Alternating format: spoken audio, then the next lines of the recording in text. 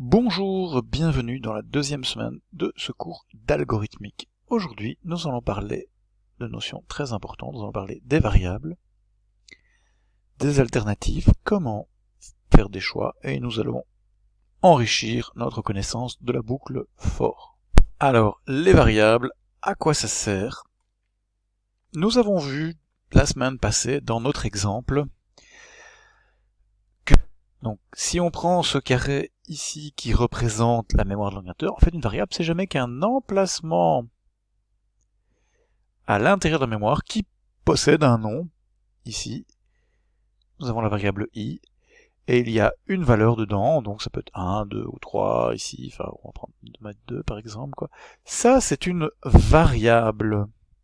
Alors, évidemment, ce qu'on peut faire avec une variable, c'est lui donner un nom. Par exemple, si j'ai une variable, je l'appelle argent, on va faire une boutique, et pour l'instant, j'ai 100 euros.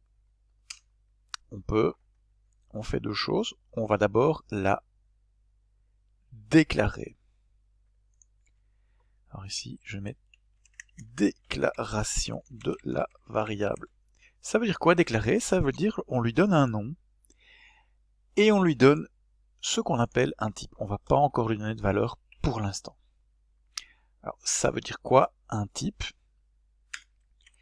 Ça veut dire on dit quel genre de valeur on peut mettre dans une variable. Des nombres entiers ici. Int c'est pour integer en anglais qui veut dire nombre entier. Ensuite, une variable, il faut l'initialiser, c'est-à-dire lui donner une valeur. Donc par exemple, je dis, eh bien, je commence avec 100 euros, mettons. On a donc donné une valeur initiale à la variable. C'est très important. Il faut toujours faire ces deux choses, c'est-à-dire déclarer la variable, lui donner un nom et un type, et lui donner une valeur initiale. Ensuite, on peut utiliser la valeur de la variable, par exemple en allant imprimer la valeur de la variable à l'écran. Alors, c'est un peu barbare, on va dire au système qu'il faut en sortie imprimer, on l'a déjà fait l'autre jour. Vous avez, par exemple, plus argent, euros. Alors, on va peut-être expliquer un peu. Donc ici, on imprime quoi? Ce qu'on appelle des chaînes de caractères, on a vu ça la semaine passée. Mais ça, c'est pas des chaînes de caractères, c'est un entier. Donc ce qu'on va faire, on va rajouter la chaîne de caractères. Après celle-ci, on va lui mettre la valeur. Et on va encore rajouter ici, donc avec le plus, et on va voir ce que ça donne. Si je compile et que j'exécute, eh bien, vous avez 100 euros. Voilà. Je me rends compte que j'ai toujours ma tortue qui traîne ici, je vais l'enlever. Ensuite, une variable, on peut changer sa valeur. C'est pour ça que ça s'appelle une variable. Parce que la variable, sa valeur est variable. Et donc, par exemple, ici, je dis que je vais retirer de l'argent. Donc, je dis que la nouvelle valeur de mon argent, par exemple, supposons que j'ai fait un achat de 5 euros. Eh bien, ici, je retire donc 5 euros et je peux réimprimer la valeur, par exemple ici. Hop, on va exécuter de nouveau ce programme. En fait, on peut appuyer directement sur le pied qui court, il va faire les deux en même temps. Et donc ici, on va regarder, voilà. Et donc ce qui s'est passé, c'est qu'on a repris la valeur de la variable, qui était 100. On lui a retiré 5, ça fait 95.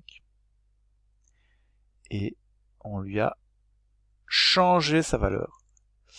Alors attention, ici ce qui se passe, c'est que on va de droite à gauche. Donc en fait, il faut lire égal, c'est ce qu'on appelle l'assignation.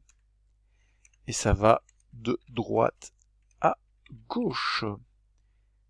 C'est un peu contre-intuitif. Il faut imaginer, certains langages, ils mettent une flèche vers la gauche pour montrer. Et donc ici, ce qu'on fait, c'est qu'on change la valeur de la variable. Argent moins 5, c'est ce qu'on appelle une expression. Expression, c'est argent moins 5. C'est-à-dire qu'ici, expression, c'est n'importe quoi qui a une valeur. Une valeur compatible avec le type de la variable. Ici, on aura une expression qui est un entier, 95, qu'on va assigner à la variable argent. Et donc on change sa valeur. On va faire ce qu'on a fait la semaine passée, c'est-à-dire on va exécuter le programme pas à pas à l'aide du debugger. Donc la petite coccinelle ici. Et on voit ici, il commence là. Alors qu'est-ce qu'il nous dit? Voilà, j'ai une variable qui apparaît où ça? On l'a pas ici. Voilà. Si je l'exécute, voilà, on a argent qui arrive ici, qui est un peu petit. Et donc ensuite on va imprimer argent. Voilà. Ensuite on va changer la valeur de l'argent. On voit que ça devient 95. Donc ça c'est l'assignation, enfin la déclaration, l'initialisation et le changement de valeur d'une variable.